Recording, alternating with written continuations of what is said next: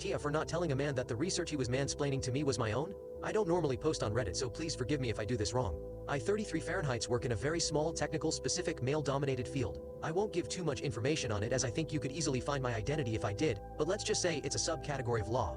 I graduated 9 years ago. For anyone wondering, the system in my country is different than in the US, so I only studied for 5 years, and am now a lawyer as well as a researcher. I publish some work here and there, but nothing too major, and no one outside of that field knows my work. Yesterday I went to a bar with a couple of friends who introduced me to one of their friends who works in the same field as me.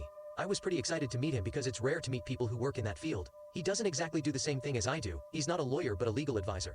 But we work on the same topics, so naturally we started talking about our work. At one point we were discussing a point on which we had different opinions, so I explained mine to him, and he replied by saying that my opinion was based on nothing, while his was based on the work of a professional. You guessed it, me. He basically started explaining my work to me, but in a completely wrong way and missed all of my points. I asked him if he was sure that that was what the author meant, and he said that he was because it was pretty simple actually. For another good 20 minutes he explained all of it to me in details, like I was a first-year law student. I didn't say anything because it was pretty funny to watch him say things that were completely wrong with so much confidence. After that the topic changed and the night went on. But at the end of the night right before leaving, I decided to tell him that I was actually the person that wrote the work he had quoted, and that he hadn't really understood it. He reacted very badly and got angry, and he told me that I had manipulated him to humiliate him.